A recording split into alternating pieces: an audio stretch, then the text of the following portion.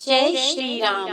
प्यारे भक्तों, हम सुन रहे हैं तुलसीदास जी कृत रामायण का अयोध्या कांड, जिसमें आज हम सुनेंगे भरत का समाज सहित चित्रकूट गमन, निषाद राज द्वारा संग्राम की तैयारी, निषाद राज और भरत मिलन और राम नाम महात्म्य। तो आइए सुनते हैं। तुलसीदास जी कहते हैं कि सबसे आगे मुनि विशिष्ट और अरुधंती अग्नि के समाज सहित रथ में बैठकर चले। फिर सभी तप और तेज के निधान ब्राह्मण लोग अनेक सवारियों पर बैठकर चले। अवधपुरी के रहने वाले सुंदर सवारियों पर चढ़कर चित्रकूट को चले और सारी रानियां पालकियों पर बैठकर चली कि जिस पालकी की सुंदरता वर्णन नहीं किया जा सकता। फिर अच्छे नौकरों को अवधपुरी में नियुक्त कर आदर के साथ और लोगों को चलाकर श्री राम और श्री जानकी जी के चरणों का स्मरण कर भरत और शत्रुघ्न चले। श्री रामचंद्र जी के दर्शन के लिए सब स्त्री पुरुष इस तरह चले जैसे हाथी हथिनी जल देखकर चलती हैं। राम और सीता वन में हैं, यह विचार कर शत्रुघ्न जी और भरत जी दोनों भाई पैदल ही चले। इस प्रेम को देखकर बड़ा प्रेम हुआ और सब लोग वाहन त्याग कर पैदल ही चले। पश्चात कौशल्या जी भरत के निकट जाकर पालकी को रखवाकर यह मीठी वाणी बोली कि हे तात, रथ पर चढ़ो, प्यारा कुटुंब कष्ट पा रहा है। तुम्हारे पैदल चलने से सब लोग पैदल चल रहे हैं, सब शोक के मारे कृषित हैं, इससे मार्ग चलने में समर्थ नहीं है। तब माता का वचन सिर पर रखकर उन्हें नमस्कार कर दोनों भाई रथ पर बैठकर चले। पहले दिन तमसा नदी के किनारे और दूसरे दिन गोमती के तट पर निवास किया। सब लोग दूध पीते थे और एक समय फलाहार करते हुए तथा भूषण और भोग को त्याग कर श्री राम जी के नियम और व्रत करते हुए चले। इसके बाद सई नदी के तट पर रहकर प्रातः काल चल दिए और श्रृंगवेरपुर के समीप आ गए। सब समाचार सुन मल्लाह मन में विचार कर खेद करने लगा। क्या हेतु है जो भरत वन को जा रहे हैं? मालूम होता है कि मन में कुछ छल भरा है। यदि उनके हृदय में कुटिलता न होती तो साथ में सेना क्यों लेकर आते?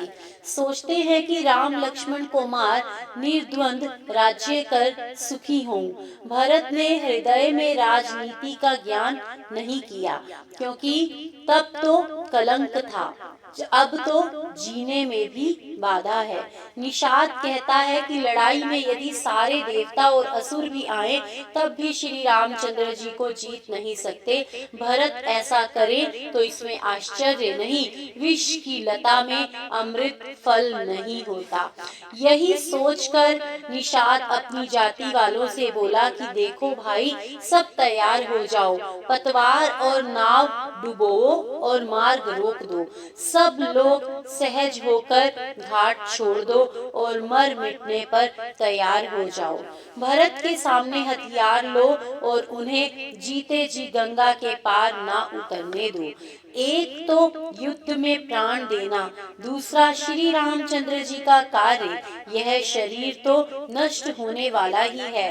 भरत जी तो राम जी के भाई और राजा हैं, बड़े भाग्य से ऐसी मृत्यु मिलती है।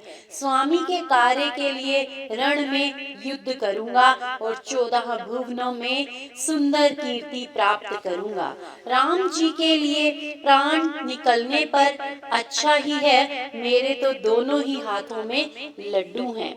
जिसकी गिनती सज्जनों में नहीं है तथा जो राम जी के भक्तों में नहीं है, ऐसे मनुष्य का संसार में जीना व्यर्थ है। वह पृथ्वी पर बोझ है और माता के जीवन रूपी वृक्ष के लिए कुठार ही हुआ है। पुनः मल्लाह शोक त्याग कर, सबका उत्साह बढ़ाकर श्री रामचंद्र जी का स्मरण कर शीघ्र ही तूर्णीर, धनुष और बख्तर मांगा। फिर बोला कि हे भाइयों, शीघ्र ही तैयार हो जाओ, आज्ञा सुनकर डरो नहीं। तब हे स्वामी, ठीक है, वे सब कुटुंबी ऐसा कहकर आपस में एक दूसरे को उत्साह देने लगे। सब कुटुंब के लोग निषाद राज को प्रणाम कर युद्ध के लिए चले, क्योंकि वह युद्ध उन्हें प्रिय था। वे सब श्री रामचंद्र जी के चरणों का स्मरण कर धनुष और तरकस बांधने लगे, बख्तर पहन, टोप सिर पर रखने और फरसा बांध तथा बर्छी की धार निकालने लगे। जो लोग अखाड़े में कूदने में तेज थे, वे ऐसा फांदते थे कि मानो जमीन छोड़ आकाश में जाना चाहते थे। सब अपना अपना समाज सजाकर निषाद राज को जाकर प्रणाम करते हैं। निषाद राज उन्हें देखकर बहादुर, योग्य समझ नाम ले लेकर सबकी प्रशंसा करने लगा। निषाद बोला कि हे भाइयों, आज मेरा बड़ा कार्य है, धोखा न देना। यह सुनकर सब वीर क्रोध से बोले कि हे बहादुर निषाद राज, आप धीरज को ना त्यागिए। हे नाथ, राम जी के प्रभाव और आपके बल से हम लोग इस सारी सेना को योद्धाओं से विहीन कर देंगे। जीते जी पैर पीछे न रखेंगे और पृथ्वी को सर और धड़ से भर देंगे। गुह्यराज अपने गोल को सजा देखकर मारू बाजा बजाने की आज्ञा दी। तब आज्ञा करते ही बाईं ओर छींक हुई और शकुन को जानकर बोले कि यह तो शुभ है, लड़ाई में विजय होगी। तब उनमें से एक बूढ़ा शकुन का विचार करके बोला कि आप भरत जी से मिलिए, लड़ाई नहीं होगी। भरत जी श्री राम जी को मनाने के लिए जा रहे हैं, झगड़ा नहीं है। यह सुनकर निषाद बोला कि बूढ़ा ठीक कह रहा है, बिना विचारे काम नहीं करना चाहिए। भरत जी के स्वभाव और शील को ना जानकर युद्ध करने से हित की बड़ी हानि होगी। आप सब लोग तट पर सजे रहें, मैं जाकर उनका भेद ले आऊं। तब मित्र, शत्रु तथा उदासीन का भेद जानकर इसके अनुसार उपाय करूंगा। स्वभाव से ही शत्रुता और मित्रता जान पड़ेगी, क्योंकि यह छिपाने से नहीं छिपती। यह कह निषाद राज ने कंद, मूल, फल, पक्षी और मृग मंगाकर भेंट की तैयारी की। कहार सब बगड़ियों में भरकर पुरानी मोटी मोटी मछलियां लाए और भेंट का सब सामान ठीक कराकर मिलने के लिए निषाद चल दिया। मार्ग में उसे सुंदर शगुन दिखाई देने लगे। इसके बाद दूर से ही अपना नाम लेकर श्री वशिष्ठ जी को नमस्कार किया। मुनि जी ने राम का प्यारा समझकर गुहे को आशीर्वाद दिया और सब बात समझाकर भरत जी से बोले कि हे भरत जी, यह राम जी का साथी है। यह सुनकर भरत जी रथ छोड़ दिए और पैदल चले। तब निषाद ने अपना नाम, ग्राम सुनाकर पृथ्वी पर सिर रख उन्हें नमस्कार किया। तब दंडवत करते हुए भरत जी उसे हृदय से लगा लिए, मानो लक्ष्मण जी से भेंट हो गई। प्रसन्नता मन में नहीं समाती।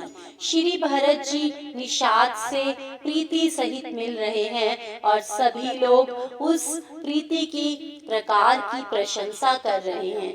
चारों ओर से धन्य धन्य की ध्वनि हो रही है और देवता फूल बरसा रहे हैं।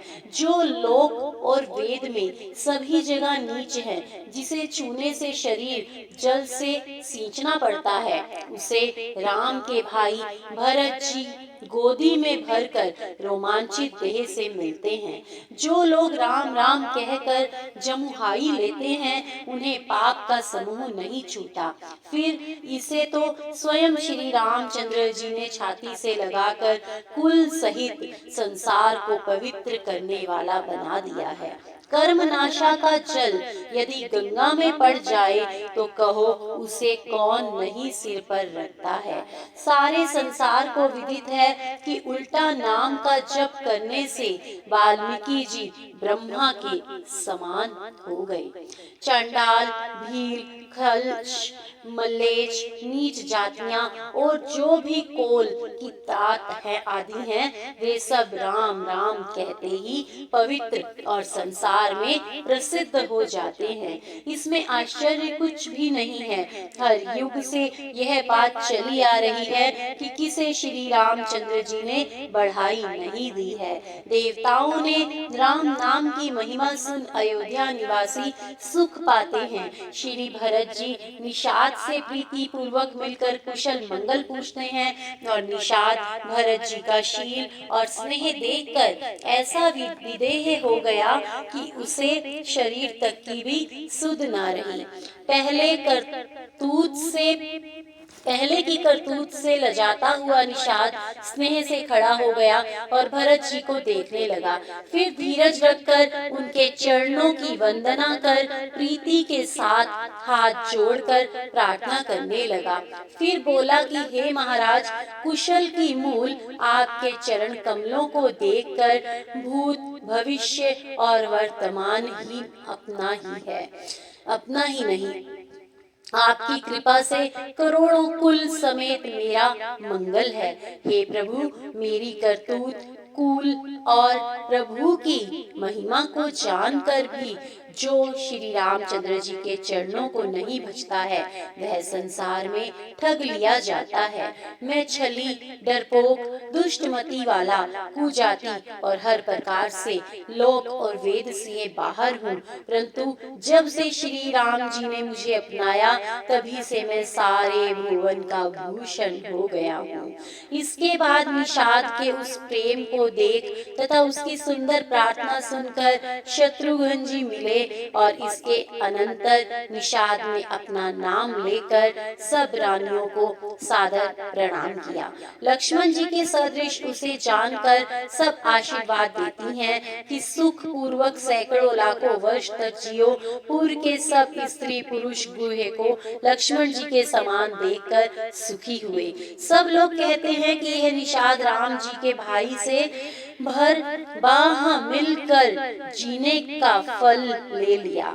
गुहे अपने भाग्य की बढ़ाई सुन प्रसन्न मन उन्हें लेकर चला। तब निषाद राज का संकेत पाकर सभी निषाद चल दिए और वृक्ष, तालाब और बाग बगीचे के तथा उसके आसपास बहुत से घर बना दिए। फिर भरत जी श्रृंगवेरपुर ज्यों ही देखे कि उनके अंग ढीले पड़ गए, वह निषाद के कांधे पर हाथ रखकर मालूम पड़ते हैं कि मानो प्रेम का शरीर धरकर पधारे हैं। इसी भांति भरत जी ने सेना सहित जाकर जगत पावनी गंगा जी के दर्शन किए और राम घाट को प्रणाम किया। मन ऐसा प्रसन्न हुआ कि मानो श्री राम जी मिलकर गए हुए हों। अवधपुरी के स्त्री पुरुष नमस्कार करते और ब्रह्ममय जल का दर्शन कर प्रसन्न होते हैं। तब उस जल में मज्जन कर भरत जी हाथ जोड़कर बोले कि श्री रामचंद्र जी के चरणों में अति प्रेम है। भरत जी बोले कि हे गंगे, तुम्हारी रेणुका सब सुख देने वाली और भक्तों के लिए कामधेनु है। मैं हाथ जोड़कर यही वर मांगता हूँ कि श्री रामचंद्र जी के चरणों में हमारी प्रीति होवे। जय श्री राम, जय श्री राम, हर हर महादेव। रामायण का अगला भाग अगली वीडियो में, तब तक के लिए जय श्री